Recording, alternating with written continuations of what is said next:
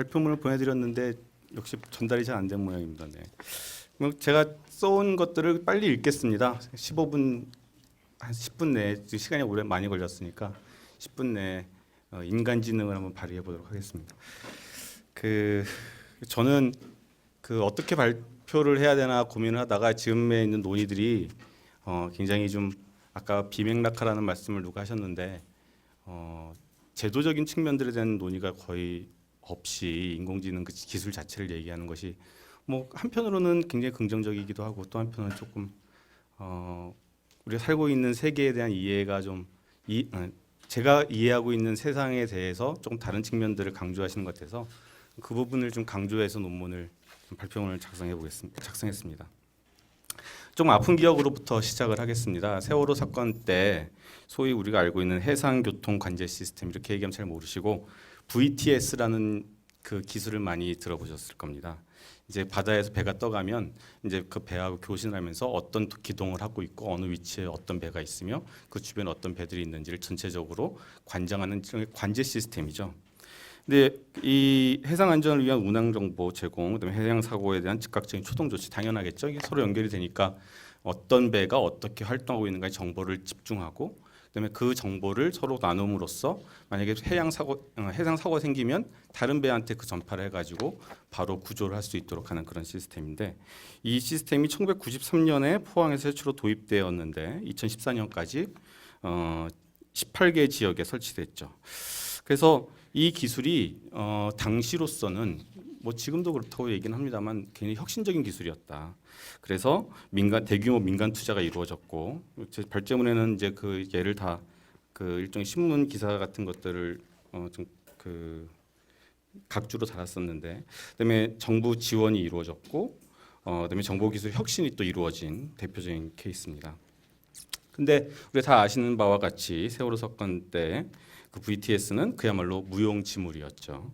그래서 구체적으로 세월호는 사고 직후에 엉뚱하게 인근 해역을 관장했던 가장 가까웠던 진도에 있는 VTS 스테이션에 보고한 게 아니라 제주도에 보고를 했고, 그다음에 일상적인 교신조차 하지 않았고, 그다음에 교신을 시작한 이후에도 대응 지침을 VTS에서 내리지 않았고, 그다음에 탈출 결정도 VTS에서 할 수 있었음에도 불구하고 선장한테 탈출 결정을 하시기를 고려해 보시기 바란다는 말로서 자신의 책임을 회피한 것이죠.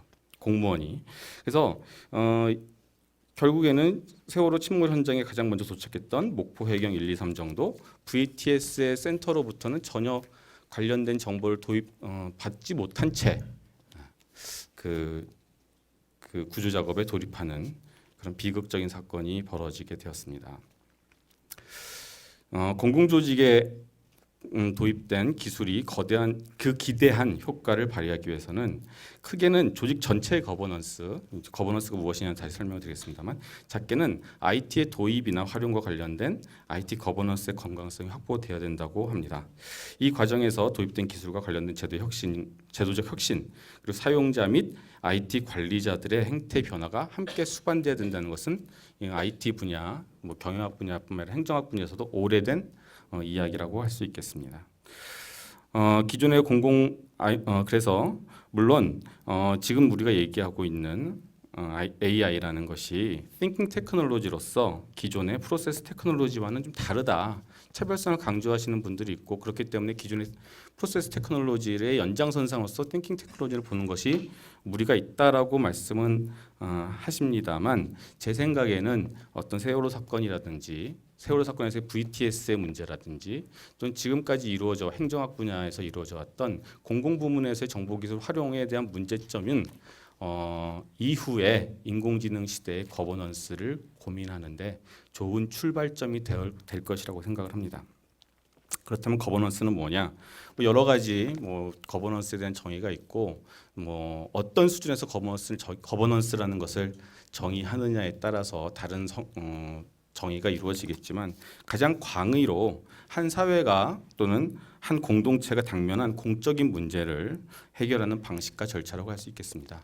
예를 들면 우리 사회에서 가장 중요한 문제 중에 하나가 복지 서비스를 어떻게 전달하느냐의 문제인데 복지 서비스를 정부가 직접 전달하느냐 관료제적인 방식으로 전달하느냐 아니면 시장을 통해서 아웃소싱을 해서 구매하도록 만드느냐 아니면 뭐 여러 육아 공동체 같은 것들이 많잖아요. 육아 공동체에서 그 공동체적인 또는 뭐 어떤 교환 관계가 아니라 또는 정부가 직접 서비스를 하는 그런 어떤 상명하복적인 질서가 아니라 서로 자유로운 공동체들이 개인들이 모인 공동체에서 서로 공적인 구조를 하는 것이죠. 그래서 그런 방식을 제공하느냐 뭐 이런 문제 정도로 이해를 해도 될 것 같습니다.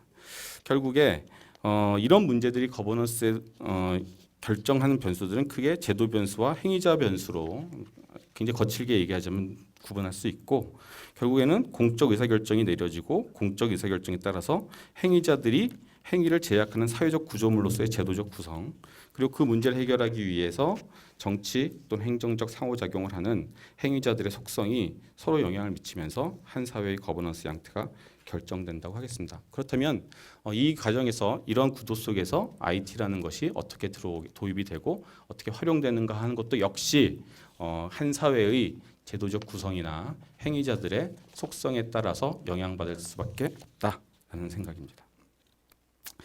앞서 말씀드린 VTS 먼저 제도적인 내용부터 말씀드려 보겠습니다. 앞서 VTS가 왜 무용지물이 되었느냐 그런 혁신적인 기술이 여러 가지 이유가 있겠습니다만 제도적인 측면에서 볼 때 VTS를 관장하는 또는 VTS와 관련된 여러 법제도들이 파편화되어 있었다는 것이죠. 그래서 뭐 어떤 VTS는 국토해양부가 관장을 하고 예를 들면 먼 연안에 있는 VTS는 국토해양부가 관장을 하고 또 그렇죠. 그러니까 교통질서 한국의 제가 읽겠습니다. 한국의 선박교통관리 체계는 국토해양부와 해양경찰청으로 나누어져 있고 그다음에 국토해양부 소관인 VTS는 연안 VTS는 국토해양부에서 개항질서법에 의해서 관제구역에 진입하는 방식으로 이루어지는 반면에 국토해양부가 관리하는 반면에 해양경찰청은 해사안전법에 따라서 관제구역에 진입하는 모든 선박들을 보고하게 돼 있죠. 근데 개항질서법에 의해서는 매번 보고를 하게 되어 있지만 해사안전법에 의해서는 보고를 하지 않게 되어 있습니다. 보고의 의무가 없는 것이죠. 그러니까 당연히 그 연안을 운항하는 세월호 같은 경우에는 다른 VTS에 보고할 의무가 없는 것으로 제도적으로 규정이 되어 있는 것이죠. 결국 VTS 사례에서 보듯이 IT 활용의 기대 효과를 실현하기 위해서는 제도 변화가 함께 이루어져야 된다는 것입니다. 전자정부 구축 결과 예를 들면 공공부문에서 IT 도입과 그 활용의 결과를 설명함에 있어서 제도적인 중요성을 강조한 다수의 논문들이 있고 예를 들면 어떤 특정한 법제도가 영향을 미친다. 우리가 알고 있는 바와 같이 뭐 그 개인정보보호법에 의해서 우리의 그 정보기술 활용에 제약을 받거나 또는 개인정보보호법이 정의한 대로 정보기술이 다시 새롭게 재구성되어야만 하는 것이죠. 두 번째는 문화와 가치체계에 대한 논의가 있습니다. 우리가 어떤 문화에서 어떤 기술을 쓰느냐에 따라서 그 기술의 활용 방식이 달라지게 된다는 것이죠.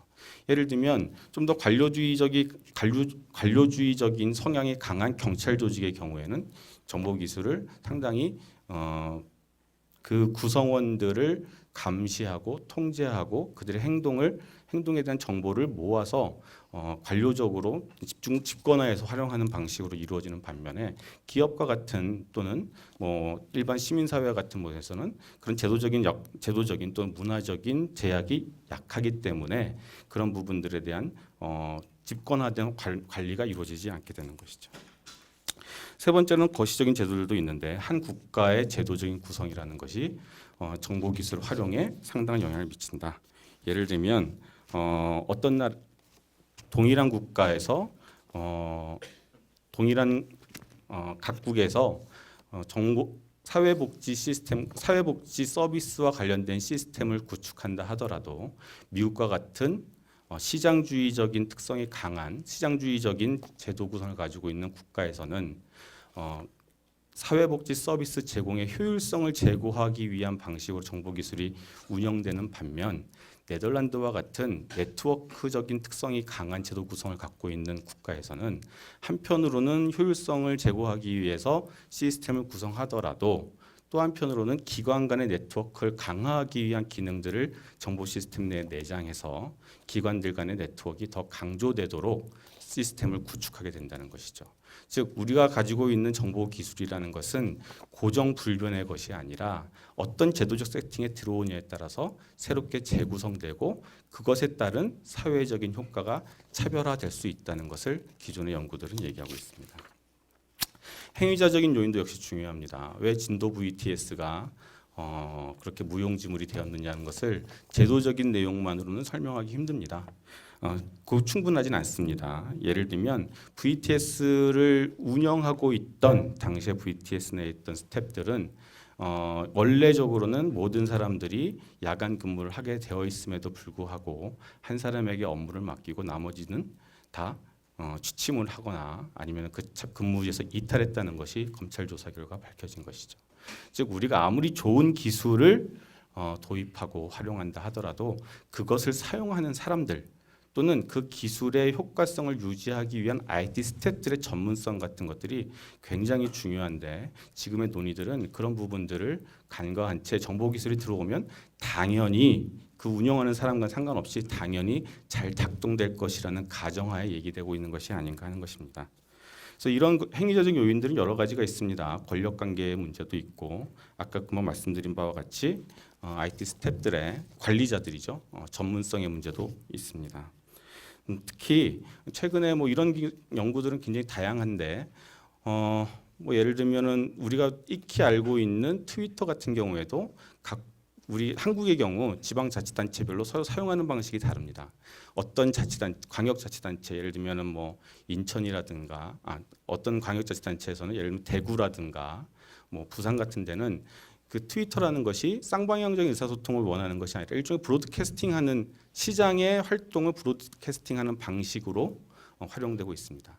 서울 같은 경우에는 시장이 파워 트위터이 아니고 또 트위터 행정에 대한 나름대로의 아이디어가 있기 때문에 개인의 계정, 시장 개인의 계정과 기관의 서울시의 계정을 연계해 가지고 오히려 트위터를 통해서 민원을 받고 또 트위터를 통해서 민원의 결과를 알려주고 또 트위터를 통해서 정부 그 시 내의 그러니까 시청 내의 각 기관들의 의사소통을 활발하게 하고 더 빨리 하는 효과를 거두고 있는 것이죠. 그래서 그 모 시장님은 이거를 뭐 트위터 행정이라고 개념을까지 만드시면서 자신의 업적으로 강조하고 계시는데 여기서도 마찬가지로 정보기술은 동일할지 모르나 그것을 활용하는 사람들이 어떤 아이디어와 어떤 관점을 가지고 기술을 활용하냐에 따라서 그 효과와 구성되는 방식이 달라지는 것이죠.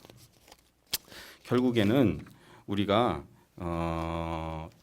AI 시대의 거버넌스를 이야기할 때 우리가 막연히 정보기술을 불변의 것으로 보고 그것을 받아들이고 그것이 우리의 거버넌스에 당연히 영향을 미칠 것이라는 기술 결정론적 관점이 아니라 AI 기술이 고정불변의 것이 아닌 가변적인 것이고 그 가변적인 변화에 영향을 미칠 수 있는 것이 현재 우리가 살고 있는 사회의 또는 정부의 제도와 그리고 이 제도 속에서 활동하고 있는 행위자들의 특성이 서로 융합되고 서로 상호작용을 해서 새롭게 재구성될 수 있다는 것을 우리가 관점에서 AI 시대의 인공지능 시대의 거버넌스를 고민해 볼 필요가 있습니다. 이런 측면에서 월드 이코노미 포럼 같은 데서는 한 세 가지 정도의 시나리오를 얘기하고 있는 것이죠. 첫 번째로는 이 1984 시나리오입니다. 우리 다 알고 있는 바와 같이 정보기술을 통해서 어떤 개인의 활동을 감시하고 또 통제하고 또 개인들은 자신들의 어떤 일종의 뭐 사이버 어택이라든가 이런 측면들 때문에 자신의 자유를 일정 정도 유보하는 방식으로 사회의 거버넌스가 이루어질 것이라고 주장합니다. 이런 경우에는 이미 이 정보기술이라는 것이 하나의 통제 도구로서 효율적인 통제 도구로서 활용되게 되는 것이죠. 실제로 이런 시나리오가 분야별로 나타나고 있는데 미국 같은 경우에는 뭐 경찰 국가 2.0이다. 뭐 이런 요즘 뭐 2.0, 3.0 얘기하는 것처럼 그런 논의가 이미 있고 미국에서 최근 발표된 논문들 같은 경우에는 미국 경찰이 기본적으로 이런 정보 기술을 활용해서 그들의 건국의 아버지들이 생각하고 있는 자유라든지 평등의 이념들을 경찰이 무시한 채 경찰 서비스를 강제적으로 접행하는 것이 아니냐라는 문제 제기가 이루어지고 있습니다. 두 번째 시나리오는 일종의 게이티드 커뮤니티라는 뭐 그런 시나리오인데 뭐 이건 쉽게 설명할 수 있습니다. 그냥 자본주의적인 특성이 강조된 시나리오입니다. 우리도 경찰 서비스를 말씀드리면 우리가 기본적으로 알고 있는 공공 서비스로서 경찰 서비스와 함께 세콤과 같은 각 커뮤니티나 특정 지역에 대한 시큐리티 서비스를 우리가 구매할 수가 있는 것이죠. 그런 것처럼 정보 기술을 통해서 더 좋은 서비스를 또는 민간의 서비스를 살 수 있고 구매할 수 있고 또 그렇게 구매할 수 있는 사람들끼리 모여서 살게 될 것이다라는 것이죠.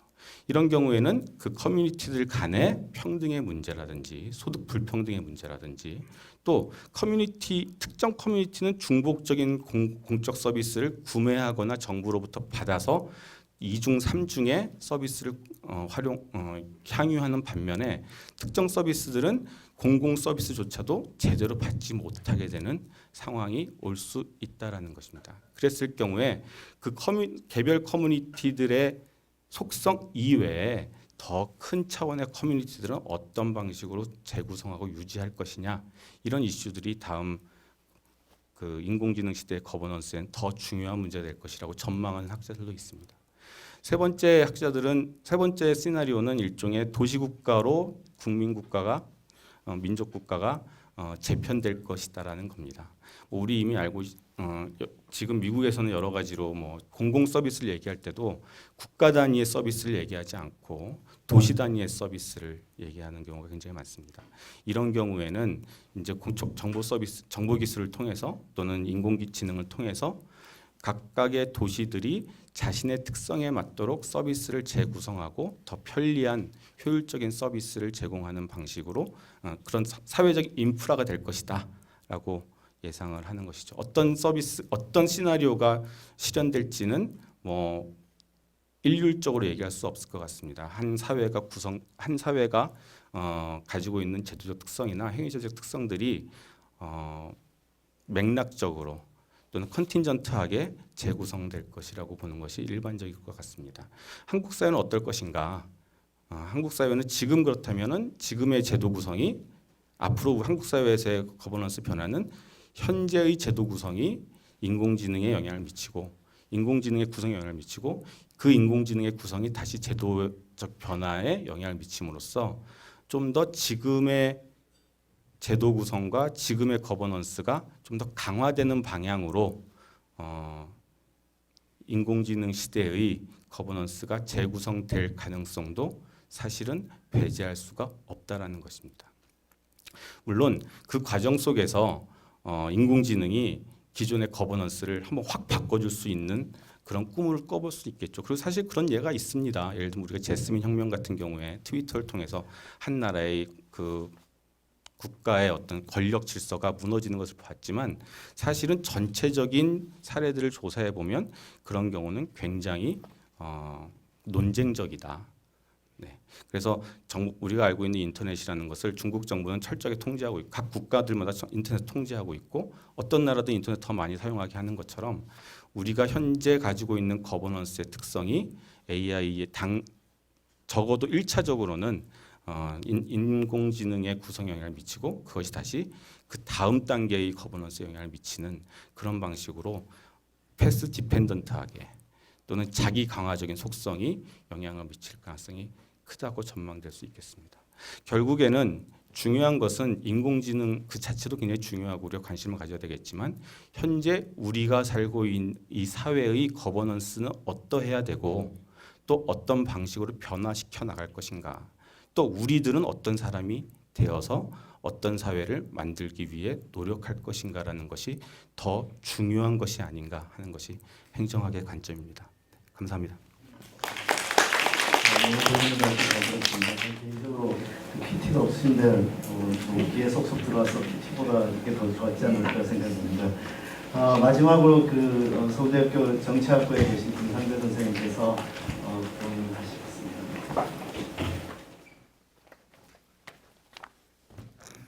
예, 드디어 마지막 발표입니다. 그건 집에 갈 시간도 되는데 불 켜고 해도 되지 않을까요? 저도 PPT를 따로 준비하지 못해서 PPT는 제가 따로 포맷에 대해서 제가 이해를 잘 못해가지고 따로 준비를 못해가지고 이게 말씀으로 드려야 될 것 같은데 프로그램상으로는 6시까지 돼 있는데 지금 6시네요. 보통 이럴 때는 저희든 미리 배포한 발표문이 있으니까 그걸 참조해 주십시오. 그리고 한 5분 얘기하고 끝내면 좋은데 배포한 발표문이 없어가지고 말씀을 좀 드려야 될 것 같고 사실은 처음에는 엄석진 교수님 발표하시는 거에 대해서 논평이라고 돼 있어가지고 그 페이퍼에서 코멘트 잠깐 하면 되는 건 줄 알았는데 좀 지나다 보니까 또 각 학제 간에 어떻게 이 문제를 생각하는지에 대한 얘기를 해야 된다 그러셔가지고 정치학이나 제가 주로 국제정치학 쪽으로 해서 기술 정보, 커뮤니케이션, 네트워크 이런 것들이 국제정치학적인 시각에서 공부를 하고 있어가지고 거기에 대해서 조금 이렇게 말씀드리는 식으로 준비를 했었거든요. 그래서 그걸 중심으로 간략하게 말씀드리겠습니다. 이제 아마 피곤하셔가지고 이제 기속에도 잘 안 들어올 것 같아가지고 첫째, 둘째, 셋째 이렇게 딱 이렇게 하는 게 제일 기억이 잘 나실 것 같은데 전 1시부터 와 있었는데요. 굉장히 중요한 얘기들을 많이 하신 것 같은데 오늘 했었던 회의를 정치인한테 가서 요약해서 얘기해주고 이게 되게 중요하니까 특히 좀 국회의원일 수도 있겠고 인공지능에 대한 지능법 같은 거라도 좀 만들자. 그게 지금 되게 필요한 부분이어서 그거 없으면 좀 우리가 글로벌 경쟁에서 뒤떨어진다. 이런 얘기를 한다 그럴 때 간단하게 어떻게 전달해 줄 거냐에 대한 고민. 여러분 잘 아시지만 정치인들이라는 사람들이 소셜 인텔리전스는 되게 높아요. 근데 아까 말씀하신 것처럼 클레버 인텔리전스라고 아까 그러셨던 것 같아요. 그거는 그렇게 높지 못합니다. 그래서 복잡하게 얘기하면은 못 알아듣기 때문에 쉽게 얘기해야 되는 파트인 거고 인공지능이라는 게 이렇게 중요하니까 그 구체적인 전문적인 작업들은 전문가들이 할 테니까 일종의 큐 사인을 좀 주십시오. 이런 얘기를 좀 해야 되는 것들이 관심인 것 같고요. 아마도 오늘 하루 종일 이렇게 얘기하셨어도 그 소통, 그 전달이 잘 안 되면 한국에서 인공지능은 부스트업 돼가지고 가기 쉽지 않은 그런 부분. 그래서 약간 괴리가 있지 않나라는 그런 생각은 굉장히 많이 드는데 그래도 또 중요하지 않나 하는 생각이 들고 정치학의 시각의 발표가 제일 마지막에 놔주신 것도 아마 그 중요성에 대해서는 인식하고 계시지 않나. 근데 또 아쉬운 거는 시작할 때는 꽉 찼었는데 끝날 때 되니까 또 3분의 1도 안 남아있는 이런 상황이 사실은 이 이론과 현실의 괴리 이런 부분들이 있는 것 같고 우리가 풀어나가야 되는 과제인 건 맞는 것 같습니다. 그럼 어떻게 설명을 할 거냐? 사실은 정치학이나 국제정치학에서 인공지능이 관심을 끄는 이유는 파워 때문에 그렇습니다. 권력 현상과 관련되기 때문에. 누가 어떻게 지배할 거냐. 근데 그 지배하는 거를 누가 또 어떻게 견제하고 또 대항하고 저항할 거냐. 그러는 과정에서 이루어지게 되는 거버넌스 메커니즘 안에 사람이 아닌 좀 아까 계속 걱정했었던 그런 부분에 대한 인간이 아닌 행위자가 들어와서 그 지배 메커니즘을 흐트러 놓을 경우에 이걸 어떻게 해야 되는 거냐. 그렇게 만들어지게 되는 소위 거버넌스, 시스템이라고 하는 것들이 무엇이고 그걸 둘러싸고서 권력의 스트럭처와 권력과 관련된 제도와 규범이 어떻게 변하는 거냐. 이런 것들에 대한 관심이겠고요.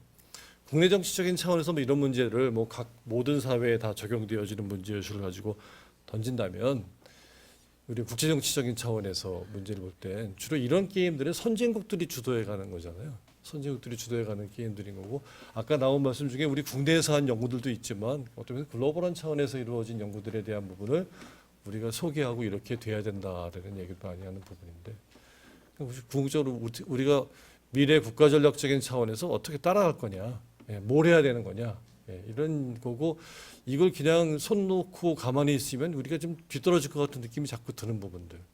그렇기 때문에 깃발을 들고 이거에 맞춰서 우리 사회가 가지고 있는 제한된 리소스이지만 그 제한된 파워 리소스를 재배분해서 다른 형태로 모빌라이즈 할 수 있는 뭔가의 시스템을 만들어야 된다라는 부분인 것 같고 아마도 이번에 알파고 이세돌 대결은 적어도 그런 차원에서 메시지는 일정한 정도 준 게 아닌가 싶어요. 알파고 이세돌 5국이 끝나고 난 다음에 정부 모 부처의 차관실에서 전화 왔더라고요. 예, 만나가지고 간담회 좀 해야 된다고.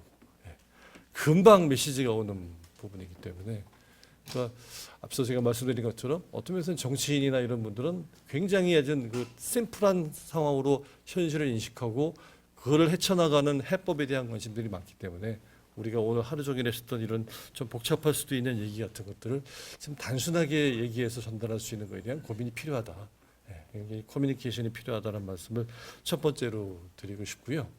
그런 맥락에서 좀 구체적으로 한 3가지 정도 크게 말씀드리겠습니다. 인공지능에 대한 말씀들 굉장히 많이 하셨는데 전공 분야마다 조금씩 다르신 것 같아요. 그럼 국제정치학자인 네가 지금 관심을 갖는 인공지능은 뭐냐?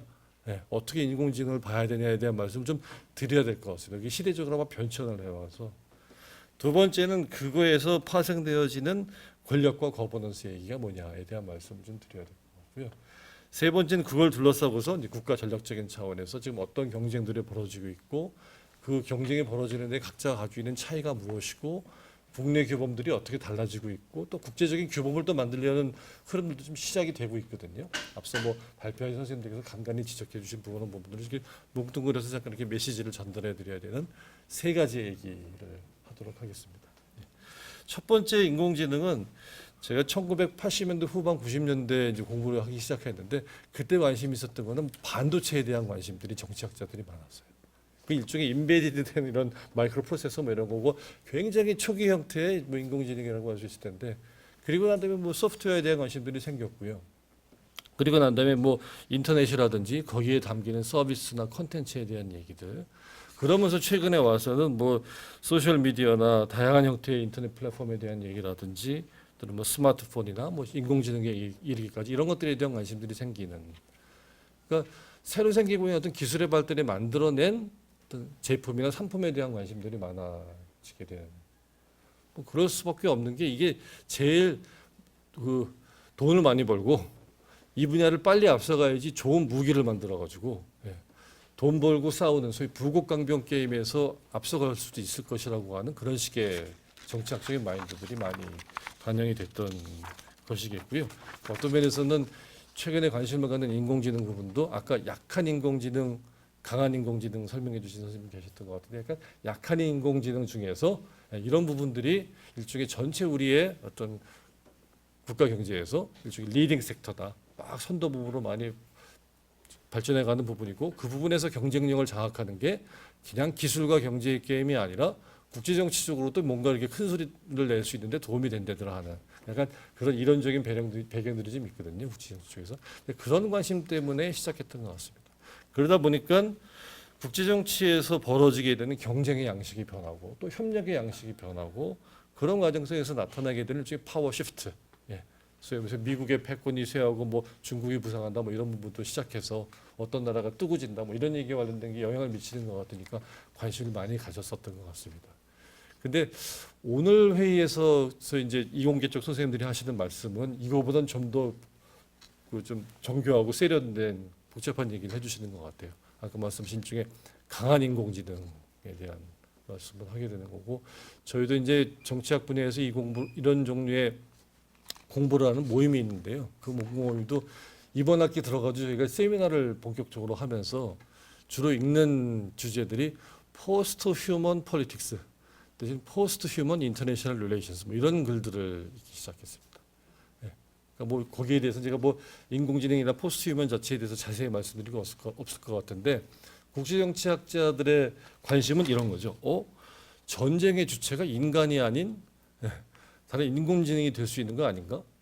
근데 최근에 사이버 공격, 테러 이런 데 보면 약간 그런 조짐들이 보이거든요. 꼭 공격을 인간이 하는 게 아닌 소위 디도스 공격을 한다든지 뭐 APT 공격이라든지 또는 뭐 좀비 PC도 나오고 뭐 이런 얘기 같은 것들을 보면 인간이 아닌 행위자가 전쟁의 주체가 되고 또 외교의 주체가 되고 뭐 이럴 수도 있는 가능성에 대한 얘기들이 나오다 보니까 우리가 지난 수백 년 동안 한 17세기 중반 정도인데요.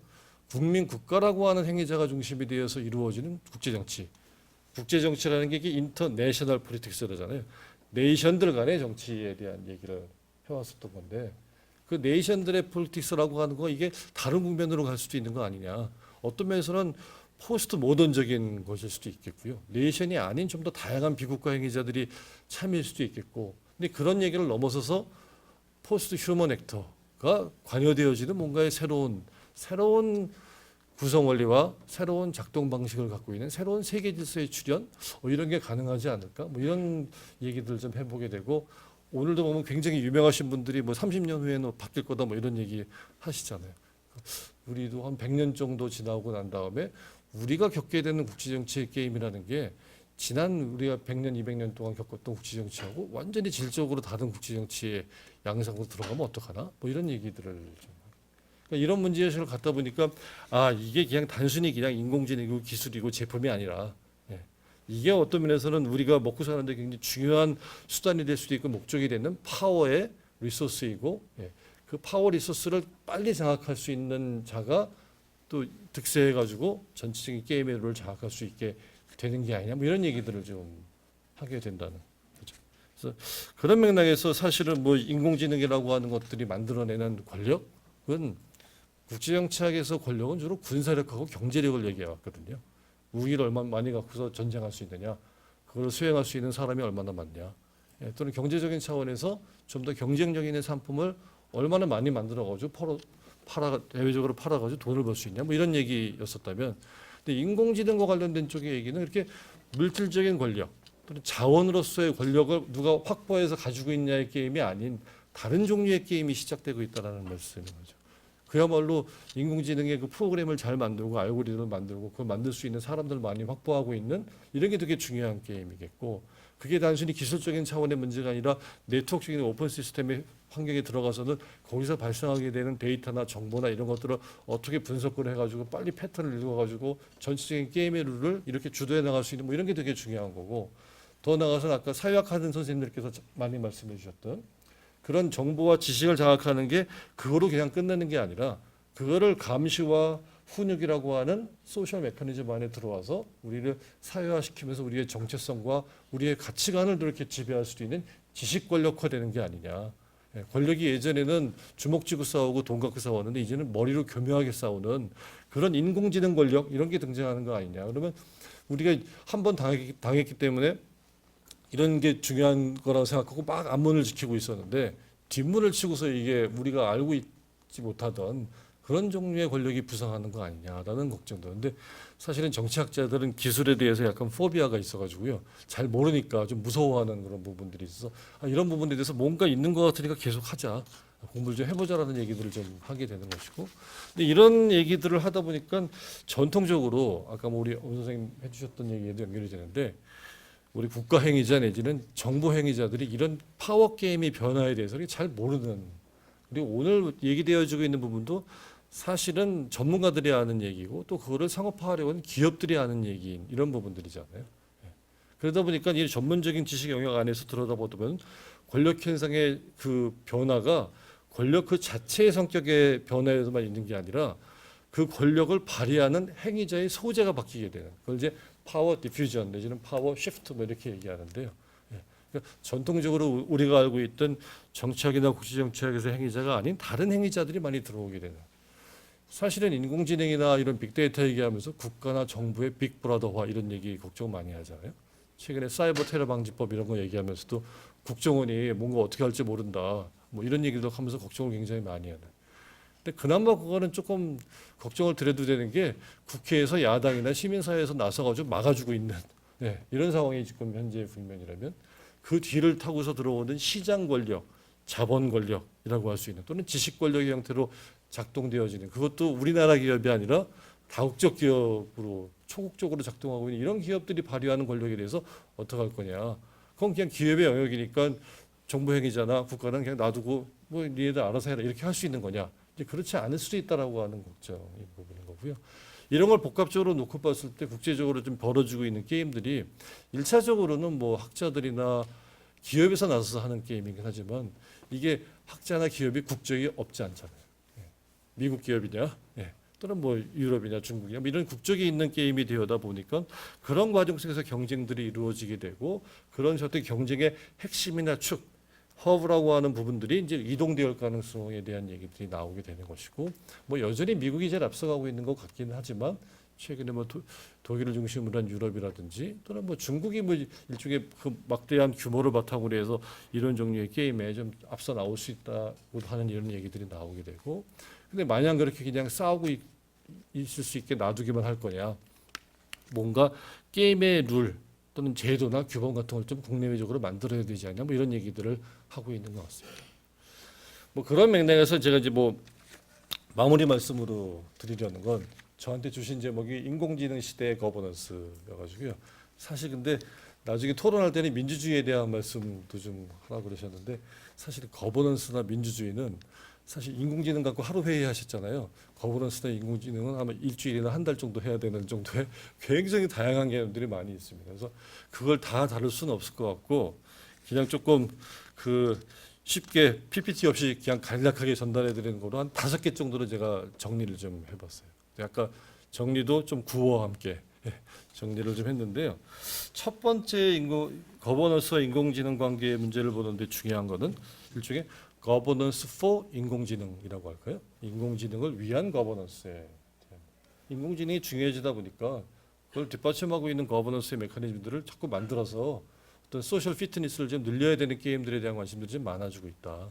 그게 뭐 경제적인 차원에서 대외적인 차원에서 임플리케이션이 있는 부분도 중요하겠고요. 아니면 아까 엄 교수님 발표하신 그런 식의 어떤 그 시스템 같은 것들에 대해서도 어떻게 정부와 기업과 민간이 새로운 시스템을 만들어낼 거냐에 대한 얘기들이 되게 중요하다.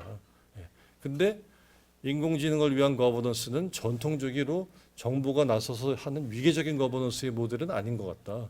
좀 더 네트워크 거버넌스 내지는 수평적인 거버넌스에 대한 얘기들이 좀 뭐 필요하다라는 게 사실은 뭐 사회과학 전반에서 최근에 벌어지고 있는 이런 현상에 대해서 하고 있는 얘기인 부분이다. 그럼 그 네트워크 거버넌스에 해당되는 내용이 뭐냐? 그 액터들 간의 일종의 어레인지먼트를 어떻게 해야 되느냐? 이게 지금 굉장히 중요한 그 토픽일 수밖에 없고 엄 교수님께서 지적해 주신 부분하고 만나는 부분이지 않나라는 그런 생각을 해봅니다. 두 번째는요. 뭐 인공지능 뭐 위드 그러니까 죄송합니다.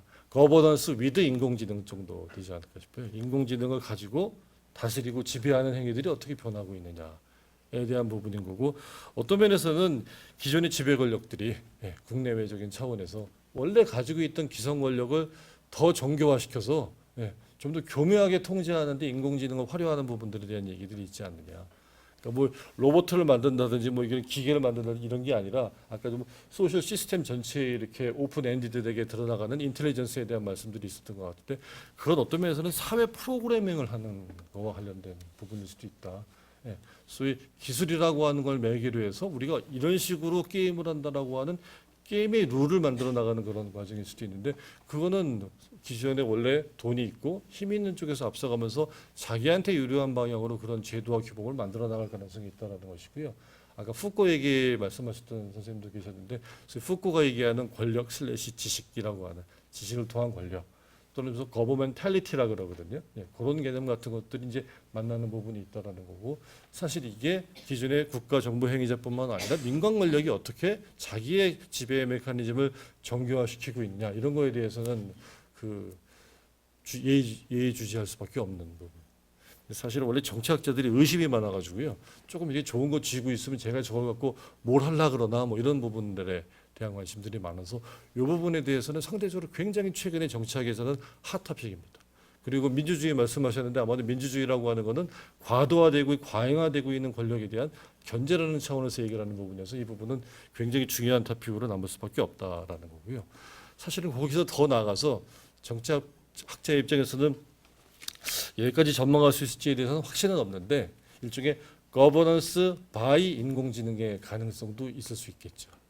그래서 어떤 면에서는 인간이 아닌 다른 액터로서의 넌 휴먼 액터로서의 인공지능에 대한 얘기를 했는데 그 넌 휴먼 액터가 소위 포스트 휴먼 액터가 되면서 어떤 새로운 인류의 종, 뭐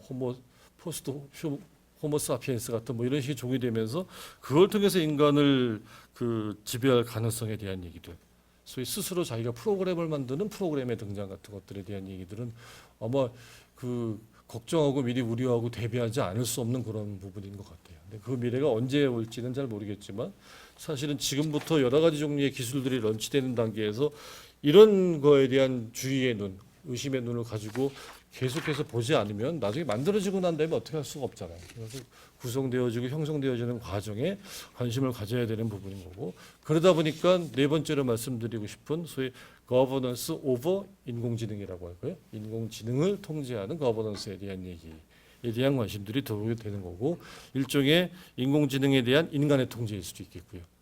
근데 뭐 이게 이렇게 대립각으로 보는 거는 좀 아직은 좀 적절하지 않나 싶은데, 오히려 그보다는 인공지능을 매개로 해서 지배 메커니즘을 더 강화하려고 하는 인간 행위자에 대한 민주적인 통제 문제 같은 것들이 아마 앞으로 굉장히 중요한 부분이 될 수 있겠다라고 하는 부분이고, 그렇다면은 인공지능이 등장하는 과정 속에서 인간이 다 할 수 없으니까 어느 부분들을 이렇게 위임하거나 양보하고 그래야 되는 주제들이 생길 텐데, 그런 부분들의 영역이 어디냐, 그런 거버넌스의 맥락에서 봤을 때 우리가 인공지능에게 어느 정도까지 의사결정 능력을 부여하고 거기에 대한 권한을 주는 게 중요하냐, 뭐 이런 것들에 대한 고민들이 나오게 되겠고, 요거는 아마도 정치학 분야에서도 법정치학 쪽 규범에 대한 얘기 하시는 분들이 윤리적인 차원의 문제와 연결시켜 가면서 그 좀 많이 관심을 좀 가지고 계신 것 같고요.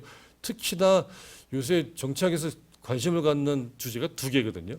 하나는 군사 무기화와 관련돼서 드론 같은 무인 항공기를 어떻게 할 거냐에 대한 문제가 하나라면, 또 하나는 구글의 그 무인 자동차 같은 것들을 어떻게 할 거냐에 대한 부분들. 그래서 뭐 국내적인 차원에서 뭐 운행을 하는 과정에서 파생하는 문제와 관련된 그 무인 자동차를 규제하는 규범에 대한 얘기뿐만 아니라, 지금 요새 킬러 로봇이라 그래가지고 미국이나 러시아나 뭐 이런 나라들이 나서서 사람을 활용하지 않고서 지금 상대방을 공격할 수 있는 무기 개발 쪽에 지금 굉장히 막대한 예산들을 투자하고 있다는 리포트들이 나오는데, 이런 부분들은 이제 어떻게 국제 규범의 형태로서 제어할 것이냐, 이런 부분들이 되게 중요한 부분이다라는 것이고요.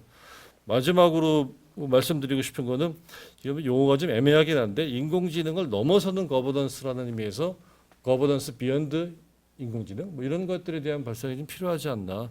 아까 철학하시는 선생님들께서 말씀해 주셨던 거 연결되는 부분이겠고, 저희 정치학 분야에서도 정치 사상이나 정치 철학 쪽에서 고민하고 있는 부분인데, 인간에 대한 근본적인 성찰을 하고 그거에 근거한 거버넌스 체계를 만들어 나가려고 하는 노력이 지금 필요하다라는 부분이고, 소위 이게 일종의 휴머니즘을 넘어서 포스트 휴머니즘 내지는 트랜스 휴머니즘으로 가는 버전이 하나가 있다면, 휴머니즘을 지키면서도 이런 부분을 품어낼 수 있는 소위 네오 휴머니즘에 대한 얘기들, 뭐 철학에서 그런 분야의 논의들을 하시는 것 같은데, 그런 부분의 전망 속에서 인간이 현재 직면하고 있는 어떤 존재론적인 허물이라고 할까요?